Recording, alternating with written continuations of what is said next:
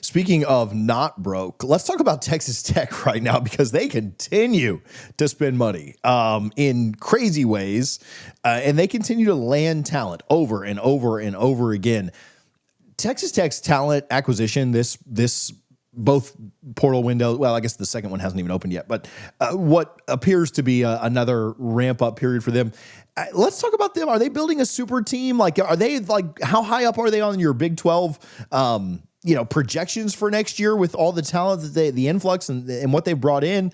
Let's talk about Texas Tech a little bit. All right, everybody, listen to me here. Listen, and you can argue it, you can be mad at it, you can be upset, you can push back if you want to. Texas Tech, I'm right.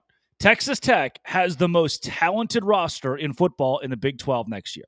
Texas Tech has the most talented roster in Big 12 football. Now, we made that case about Colorado and Utah last year. It doesn't necessarily translate to wins directly, but if we just take blue chips, if we take production from other schools, they've entered the transfer portal, they're going somewhere else, and they're creating a super team, Texas Tech is as close as we get to that in the Big 12 next season. Why? According to Parker Fleming, Statso War on Twitter, great account, by the way, does deep dives on analytics in football, college football, 24/7, 365, says blue chip recruits through the portal in 2025. Texas Tech, 12. The rest of the Big 12, 15 teams, 12. 24 blue chip prospects in this conference, 12 of them went to Texas Tech in the portal. They got 2 edge players, 2 offensive tackles, 1 interior D lineman, 1 interior O lineman. Like they're building a super team that also features a blue chip running back, 2 corners, a safety, a receiver, a tight end. They're putting every single position together, additions at every position, creating competition, bringing in elite level talent. And how are they doing it?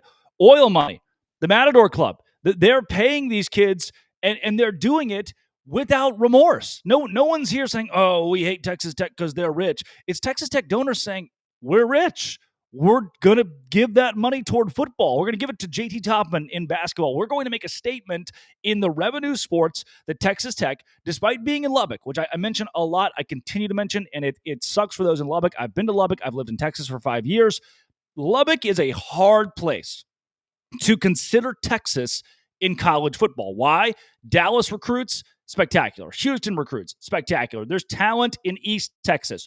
West Texas gets a little tougher. Lubbock Coronado's good, but you can't build a powerful Power 4 college football team out of the Lubbock area. And you're still 4 hours away from the next metro that's got major athleticism in that state. So you're trying to battle bringing players into the far reaches of the state in a state that is dominated by blue bloods at the high school level, and they haven't really figured out how to do that with great success until Joey McGuire got there, until the NIL collective became what it is today. And now they're saying, look, even though your mom and your dad, they live just outside of Lake Worth, and you would love to play at TCU. What if we gave you $500,000 extra dollars? Would that appease it? Then mom and dad can come to all the games because they can afford to do so. That's how Texas Tech can maneuver this, and they're doing it with such great success that I you can't hate it. You can only respect the schools right now in an era where it's legal to spend money. You can only respect the schools that are actually spending that money and spending it at a high rate. Texas Tech is one of those. They are creating a sleeping giant, a juggernaut in this conference. I think we've already talked plenty. We've waxed poetic about BYU. It's BYU and it's Texas Tech at the top of this thing. Colorado not far behind. Do you think that how do you think it translates? We've seen this go. I mean, this is asking you to predict something that's absolutely ridiculous. We've seen it go really well with portal teams. We've seen it absolutely fall off a cliff. You don't even have to exit the same city to have seen it do both of those things. How well do you think this kind of gels? Do you think it, takes them some time, but maybe they can get rolling later? Or what are your thoughts around, the nucleus that they had and then the pieces they've added kind of working together this season? Yeah, the fact that they have not jumped at the Nico news, I've heard from Chris Level of Locked On Texas Tech that really Tech donors right now have no interest. They're happy with their quarterback right now. That's a good spot to be in. And donors feel, as he put it to me, almost giddy that they're being that people think they're so rich that they're just throwing money at any quarterback who went to the playoffs and is now in the transfer portal. So I believe the nucleus is still there. They're not getting too big for their britches. They're not kicking out legitimate players that have been loyal to Texas Tech and could give them good playing time in years moving forward. So that's good. They're staying grounded where they need to be. And I don't think that all these blue chip prospects will contribute day one. They don't need to, though. They need to compete. This was Sawyer Robertson, DeQuan Finn at Baylor. No one's really heard of DeQuan Finn in the last year. Little did they know he made exponentially more NIL dollars than Sawyer Robertson, who became a young star in college football last year. The reason being, DeQuan Finn came in as the MAC Player of the Year. Baylor gave him the Brink truck, and then he stunk. But the competition he created in the spring, the competition he kept on in the fall, made Sawyer Robertson a better quarterback. To now, he's also in this conversation for the next Tennessee starting quarterback. He's gotten that good, that much attention, that much prowess. Also from Lubbock Coronado, I should add. It's interesting that we spin it back to there being no talent in West Texas. But that is what Texas Tech's getting, competition across the board. Even if the blue chip kids don't play, they're going to make better your other defensive lineman, your other quarterback, your other running back, your other whoever. And so they've kept the nucleus of their QB. Joey McGuire is one of the best high school football coaches in Texas history, and it's translated enough. I mean, he's won pretty much in the same way every other head coach at Texas Tech has ever won. No one's won championships there 10, 11, 12 games year in and year out. McGuire's trying to prove that he can be that guy with the right resources. Now that the right resources are there, the nucleus of your quarterback is still at play. I'm very trusting of McGuire to utilize this to win. However, it's still Texas Tech, and they just have this knack as a football program for finding a way to go 8-4, 9-3 pretty much every season, no matter what. What should the expectations be for them this year? I think Texas Tech has to be a Big 12 championship contender. You can't, if you're a donor group or the Matador Club, and let's say hypothetically, we'll use $20 million for an example, that kind of matches to what a lot of these football players are making, and maybe the Matador Club is less or more, I don't know. We'll use $20 million. You spent that in 1 year, and you went 7-5.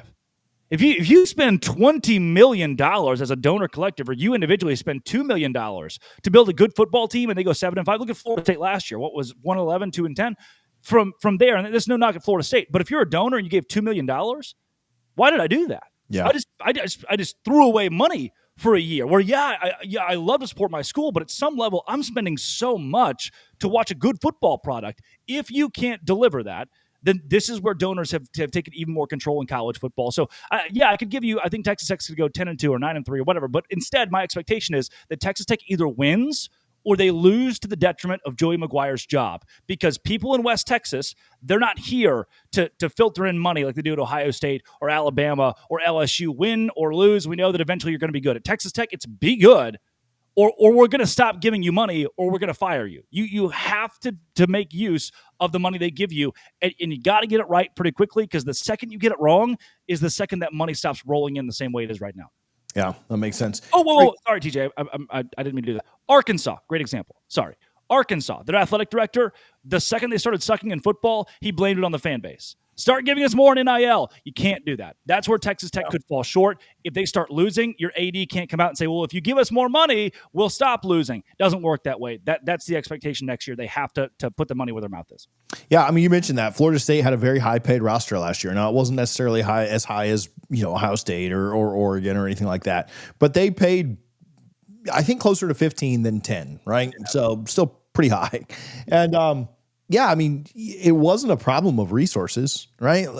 Florida State doesn't necessarily pay as high as Florida or Miami, who have bigger donor or larger donor prowess is maybe the right way to say it, but they still pay very well. And to go, Florida State was a higher paid roster than I would probably guess all but maybe 3 teams they played last year, and they still went 2-10. That's a problem, because the support is there. It's what'd you do with it? So Texas Tech has spent a crap load of money, as we all know. Even Texas Tech would admit that. What do you do with it, right? I guess they play 9 games, right? A 6-3 in the Big 12 this year is not going to feel very good for the amount of money they've spent, no matter what that amount is. So yeah, I'm with you. You got to, if you want that same money next year, or if you want to be the one receiving the money, you better figure out a way to win this year. But it's hard to not be high on them right now. Sure. We can do all this prognosticating now, but it's hard to not look at the talent and say, that should be something to watch in the fall. Drake, where can people follow you, man? Where can they find your work? Yep, at Ella Big 12, at Drake C. Toll on Twitter, and wherever you find your podcast with Locked On Big 12. Thanks, buddy. Anytime, TJ.